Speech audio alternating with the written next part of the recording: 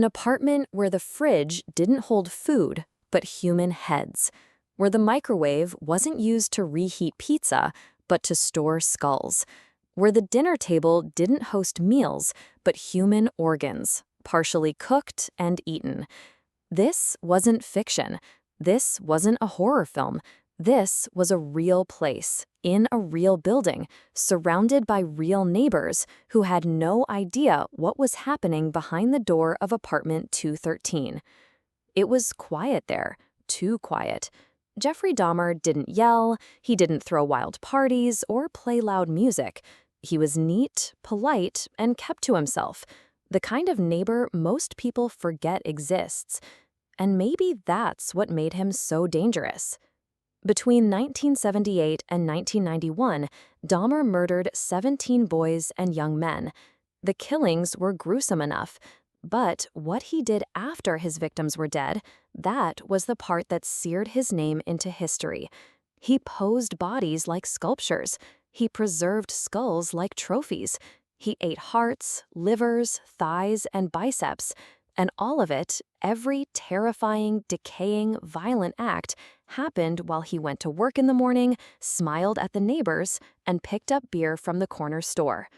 To understand how Jeffrey Dahmer became the Milwaukee cannibal, we have to go back to a quiet childhood, a broken home, and the kind of warning signs we only understand when it's too late.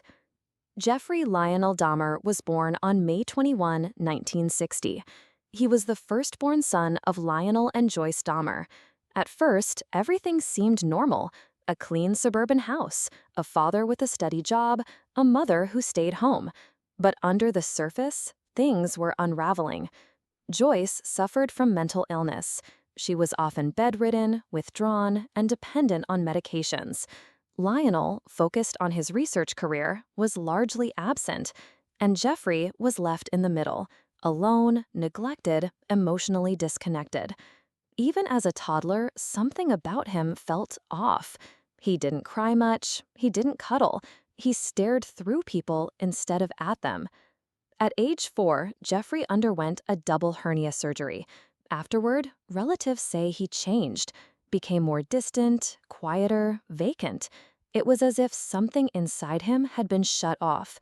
But the most chilling shift came a few years later. He discovered death. Jeffrey started collecting dead animals from the road. He would bring them into the woods, dissect them with knives, and store the bones in jars. His father, thinking it was scientific curiosity, encouraged the hobby. He even showed Jeffrey how to safely strip flesh from bones using chemicals like bleach. That's how the ritual began. By the time he reached high school, Dahmer was drinking every day. Vodka, whiskey, sometimes straight out of a thermos in class. He became the class clown not because he wanted friends, but because he didn't know how else to connect.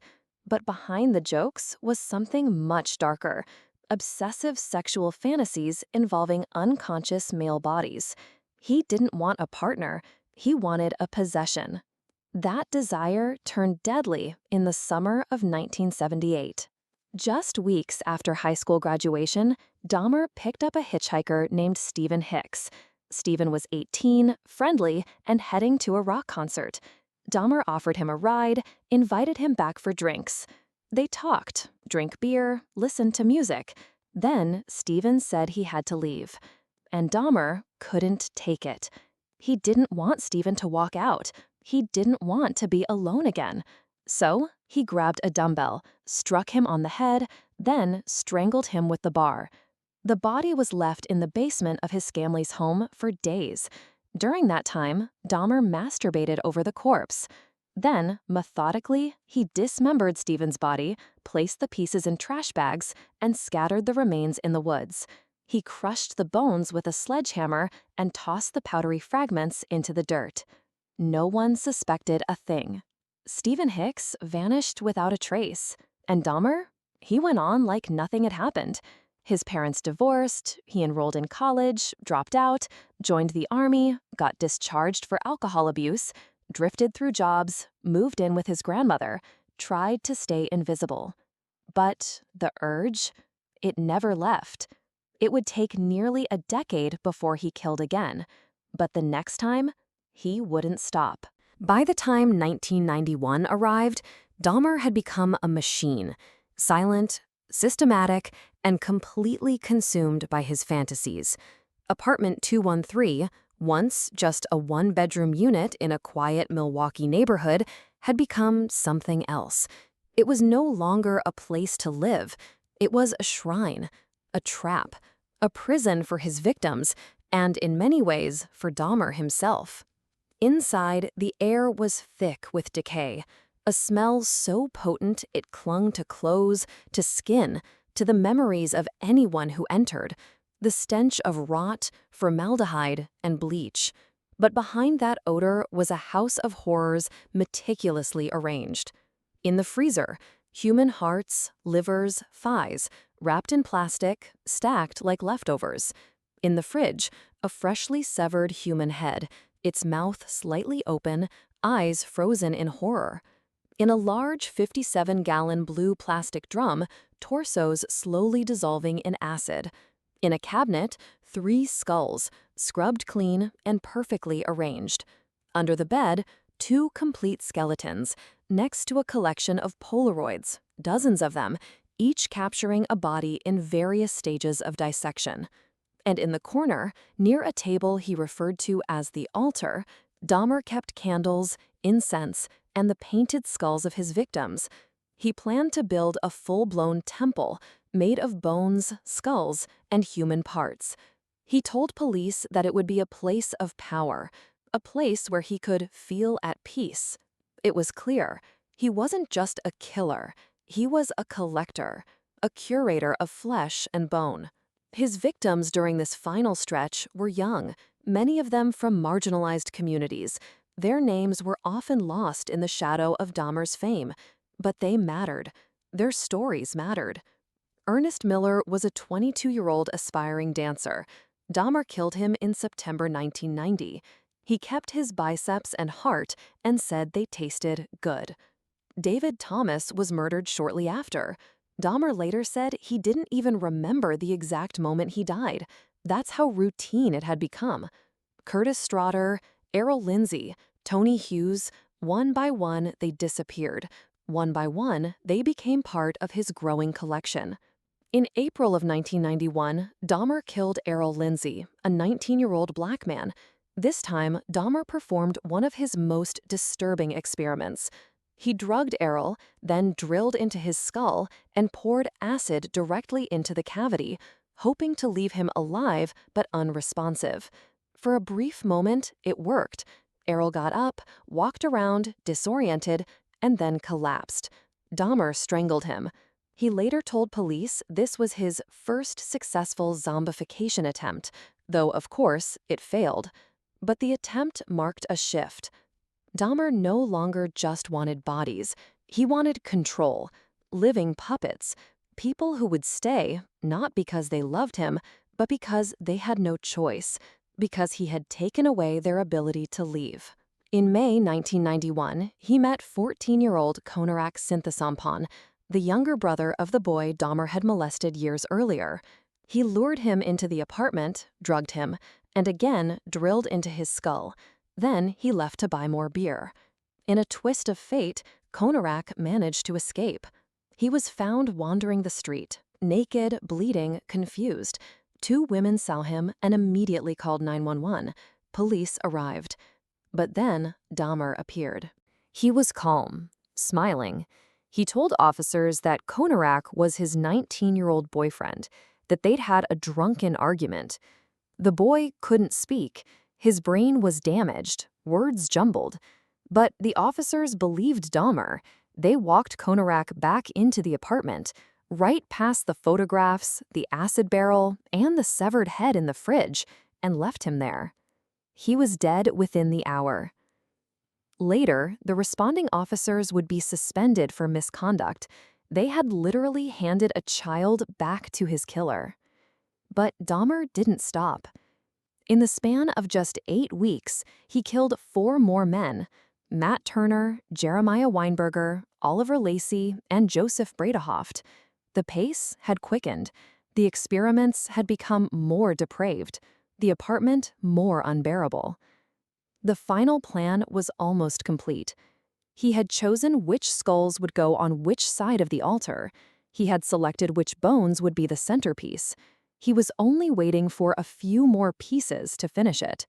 But then he met the wrong victim. On July 22, 1991, Dahmer approached 32-year-old Tracy Edwards at a mall. He offered him money to take photos. Edwards agreed and followed him back to apartment 213. But this time, something felt off. The smell was overwhelming. There were acid stains on the carpet, a blue barrel in the corner, handcuffs on the bed. Then, Dahmer pulled out a knife. But Tracy stayed calm. He talked, he played along, and when Dahmer's attention slipped, he punched him in the face, escaped, and ran straight into 2 Milwaukee police officers. What happened next would unravel one of the most horrifying crime scenes in American history. Tracy Edwards ran through the streets of Milwaukee with one hand still cuffed. His heart pounded in his chest, not just from adrenaline, but from knowing he had barely escaped death. Minutes earlier, he'd been inside a room with a man who smiled as he talked about hearts, skulls, and power. A man whose eyes had gone dark when he reached for the handcuffs. A man who tried to kill him. Edwards flagged down 2 police officers, Robert Routh and Rolf Mueller. He was frantic, breathless, and visibly shaken. He told them that a man had tried to kill him, that he'd been held captive, and that there was something terribly wrong inside the apartment he'd just escaped from. The officers followed him back to Oxford Apartments, room 213. When Jeffrey Dahmer opened the door, he seemed normal, calm, cooperative. He even invited them in. "Sure," he said, as if this were all a misunderstanding. But Officer Mueller noticed something strange. On a small table by the couch was a stack of Polaroids. He picked one up and immediately froze. The image wasn't posed. It wasn't fake. It was a photograph of a dead man, a real body, bent backward in unnatural ways, dismembered, skinned. Then he looked at another, and another, all real. The officer turned and said just one word: "Cuff him." Jeffrey Dahmer didn't run, he didn't argue. As the officers began searching the apartment, he simply whispered, "For what I did, I should be dead." And then the door to hell opened wide. Inside the refrigerator, a freshly severed head, perfectly preserved. In the freezer, 3 more heads, wrapped in plastic, next to human hearts and a pair of hands. On the kitchen floor, knives, saws, chemicals, and boxes of acid. Inside a large blue barrel, 2 human torsos dissolving in a chemical solution. In the bedroom, multiple human skulls, bleached and lined neatly on a shelf. Under the bed, a complete skeleton. And in the closet, jars of preserved genitals, a painted altar with candles, and a poster board of his design for a shrine, constructed entirely from bones. The entire apartment had been turned into a mausoleum, a morgue, a museum of obsession. The Polaroids, dozens of them, showed detailed documentation of every victim, before, during, and after death. One photo showed a man lying arched backward over a chair, head nearly severed. Another showed a head in a sink. Others, full dissections laid out like biology diagrams. It wasn't just murder. It was methodical, ritualistic, clinical. Back at the station, Dahmer confessed everything. He didn't fight. He didn't hide. He spoke in a calm, quiet tone, as if describing chores. He recounted each murder in order, naming victims, describing how he lured them, how he killed them, and what he did with the bodies afterward. The list of victims stretched from Stephen Hicks in 1978 to Joseph Bredehoft in 1991. 17 names, 17 lives, gone. He told detectives how he tried to create sex zombies, drilling into skulls, pouring acid or boiling water into their brains. He admitted to necrophilia, cannibalism, and building an altar where he planned to sit and meditate among his collection. One detective said, "It was like listening to someone describe going grocery shopping. No emotion, no remorse, just memory." Dahmer explained that he didn't kill out of hatred. In fact, he said he loved some of his victims, but he didn't want them to leave, ever. So he made them stay, through death, through preservation, through consumption. The public was horrified. The media exploded. The phrase Milwaukee cannibal flooded every headline. Protesters gathered outside the courthouse. News vans camped outside the Oxford apartments. People demanded answers. How could this have gone on for so long? Why didn't anyone stop him? It was a failure at every level. Neighbors had called the police multiple times about smells, noises, strange behavior, but were ignored. The Sinthasomphone incident, where officers literally returned a bleeding 14-year-old to his killer, became the focal point of outrage. Internal investigations revealed that systemic biases, racial, sexual, and procedural, played a role in allowing Dahmer to continue. The two officers who returned Konerak were suspended but later reinstated, with back pay. For the families of the victims, the pain was immeasurable. Many had reported their loved ones missing, only to be ignored or dismissed because their sons were gay, immigrants, or estranged. Now they were told their bodies had been turned into trophies, or worse, meals.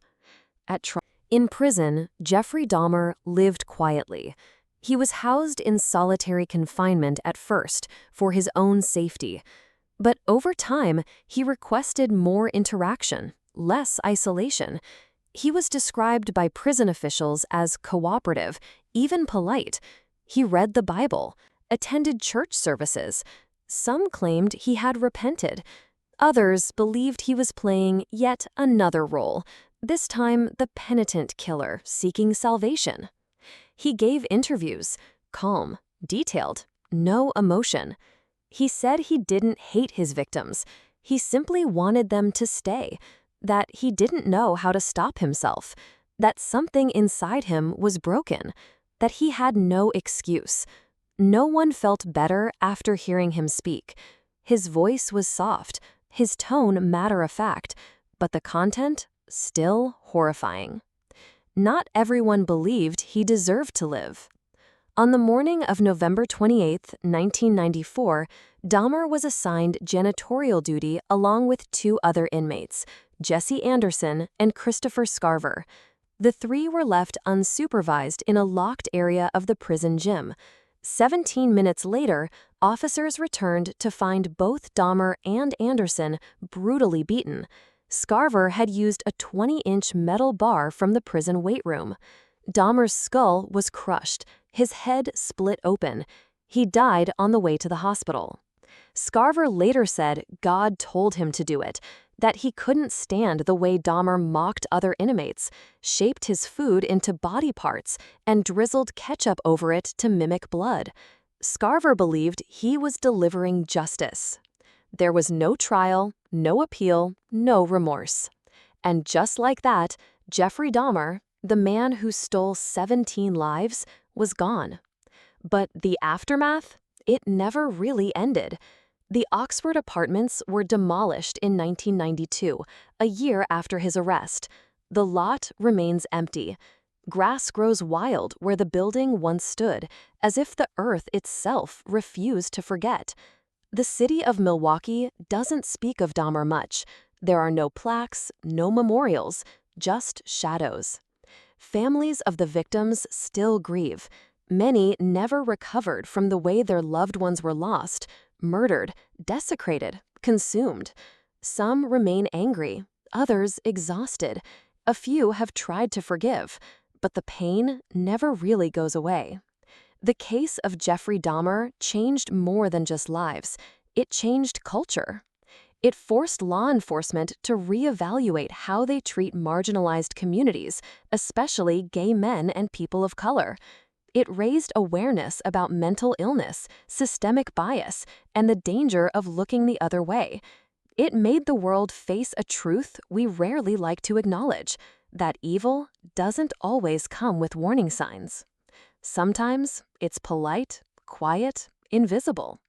In the years that followed, Dahmer's story became something darker still. It became entertainment.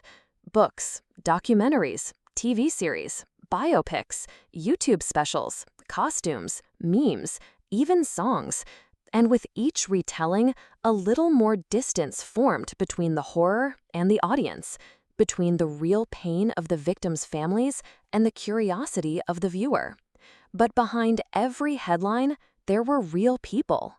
Stephen Hicks, Stephen Tuomi, James Doxtator, Richard Guerrero, Anthony Sears, Raymond Smith, Edward Smith, Ernest Miller, David Thomas, Curtis Strowger, Errol Lindsay, Tony Hughes, Konerak Sinthasomphone, Matt Turner, Jeremiah Weinberger, Oliver Lacey, Joseph Bredehoft. 17 names, 17 faces, 17 lives that were more than victims. They were sons, brothers, friends, and futures. And they were all taken by a man who knew how to smile, shake hands, and lie. A man who fed on the blind spots of the system, the failures of the law, and the silence of those too scared to ask questions.